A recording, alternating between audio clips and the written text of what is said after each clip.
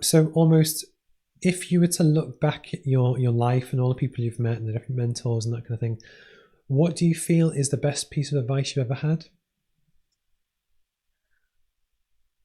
The best piece of advice I've ever had. Oh. Quite recently, right? A fresh one is I read a quote. I have a daily planner, and I read a quote in there that was basically said, you either do something worth writing about, or write something worth doing, or something like that. And it just it gets cloudy when you're on the journey to start on this. It's like you lose faith, you gain faith, you lose faith. Everything's aligned, and it's just so clear, and it's going to take like kind of just go global, and then you're stuck, and you fluctuate between them things. And that little quote in my book was just such a, and I know it's not personal advice, but just, when something resonates with you. I've had so many things throughout this journey that at different points have resonated with me. But that quote really put things into perspective. And now, in the more talk it's coming out, the best piece of advice that anyone has ever given us is, and you alluded to it earlier, that it's an inside job. So you get the inside right. You have to do the personal development. I get up early to do my yoga, breath work, meditation, yoga, cold shower, daily planner, all of that stuff. And that allows me to be in, whether it's law of attraction, whether I'm in a better vibration, I'm attracting better outcomes, or whether it's just I feel better, so I'm more productive, or whatever it is.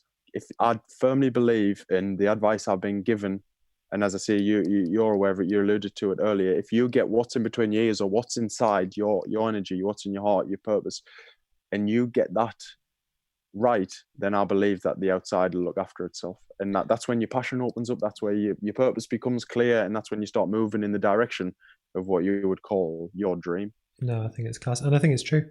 And because even, like you said before, that sometimes things seem to intertwine and almost, things have happened and they've just magically fit together. They're almost, we don't know what's going to happen in the next 2, 3, 5, 10 years. But actually, I think where this actually becomes true is that people can tell if people are well-intentioned or not, and they're passionate and they're following something and they're actually doing their best.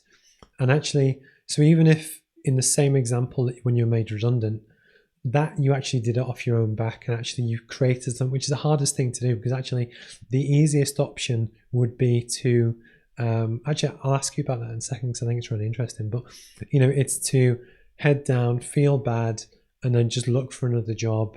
But actually it gets you down. Almost the fact that you identified the opportunity, that the bad thing happening actually enabled you to do something great, and potentially like kind of world impact, that people will write about. It all came from, well, it depends how far back in the story you want to go, but all these kind of good things kind of happen. So no, I think it's awesome. On the other question, which I was going to ask, which I ask everyone, is that if you were to give advice to your younger self, what would it be? And you can pick any age, any background. It could be at uni, it could be teenage, it could be anything. I always think it's quite an interesting one to ask. These are good questions. I like good questions like this. I don't particularly like being asked them, to be honest. I like asking other people them because it puts other people on the spot. Well, if it helps me, and I'll just, because it might take some time pressure off you to think whilst talking. And this will sound really stupid, but obviously I do this twice a week, every week. So, I'm not going to say the same thing every week. But one of the big ones for me, which I only actually discovered relatively recently, is when you listen to music, if you can, which you can now on your Apple Music or your Spotify, read the lyrics at the same time. And actually just seeing the lyrics when you listen to music just takes it to next level to me. I don't know what it was, but I only learned that probably quite recently. And almost, it makes, for me, art and music a lot more real. That actually, I might have taken a different path, if I'd been more influenced by, so I grew up in the 90s, and there was a lot of really good kind of music around at the time. But actually, I always historically would listen to music and I just let it wash over me. And it's only certain artists that I actually seem to listen to their voice. But actually, if I watch someone talk about why they created an album, what it means to them, and actually see the lyrics. The song for me takes on a whole different thing, but actually as a piece of like learning personal development advice, actually it's made a massive difference. So hopefully that's bought you about 2-3 minutes to think of one for yourself. Yeah, no, you know what the funny thing is about that? Whilst listening, it just fuels my answer. It's so crazy. Well, it just happened. So the advice that I would give to myself, and this is probably completely unrelated, but what I wasn't aware of when I was younger was the ability to deal with emotions. So I would push away emotions without knowing it.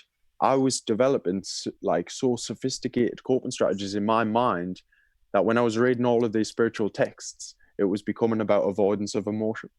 And then so I've been really practicing personal development since my final year in university. This was a real pivotal year for me with the mycloudcoach thing, and also this surge in personal development. And actually, I want to be this person, not go down this route. I want to be this person.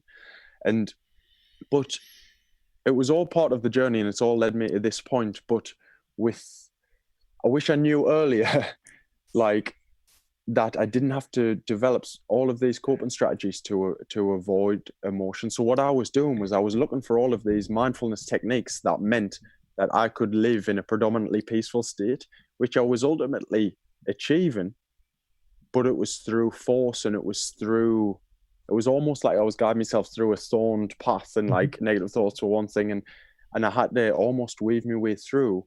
But then when I was getting coached by a girl called Samantha, who's been life-changing for me personally, she was able to turn me around and kept asking me questions and kind of coached me into realizing myself that, oh, I have this fear of pain, like emotional pain. I don't want to feel uncomfortable emotions.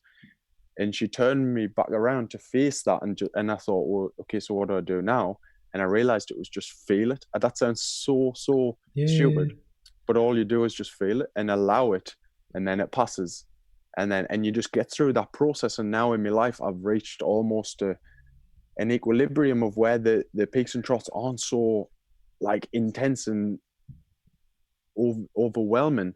I've reached almost that natural equilibrium state. And I think the more I allow and the more good practices I do, naturally my balance will kind of be maintained. Cool. I don't know. Have you read Tony Robbins' Awaken the Giant Within? No. So basically, it's a good book. I'll buy you it, actually. I'll send you off the call. I'll send you it. But basically, what he talks about is actually how when people have trauma, whatever the trauma is, you can almost let it defeat you, and things happen, and then you spiral, and it's not great. Or you can actually take the positives from it, learn from it, and actually come out of it stronger. And actually, it's exactly what you're saying. It's a journey that most people go through. That actually, it's a good book. But no, I completely agree with everything you're kind of saying. And but again, it's almost where what I'm interested to do. It's also part of the reason why I'm doing these. Is that for me, actually, my pivot year probably was also the final year at uni. Probably actually with Elena, who I'm interviewing in a few weeks' time, where that set me.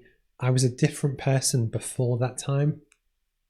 And then actually, I'm still an evolution of that person, but with age, you get a bit more rounded. And you actually, one thing that I find quite funny is that when you're younger, there's a lot more things that are black and white. And then as you get older, there's more grey, and you understand why different things happen.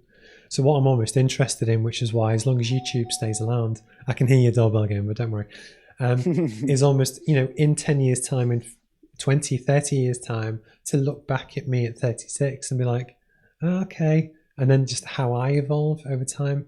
Yeah. And it's almost where, for me, a personal development and almost reading a lot of books is that I almost view it as if it's, you're on a ship and you're sailing, and all these different nuggets and pain points and different knowledge just help steer you in different directions. And then gradually, I read some books and they're terrible and I can just ditch the knowledge, but actually it's the good stuff kind of puts you in the right direction. So I continually like personal development just because it makes me better. Cool.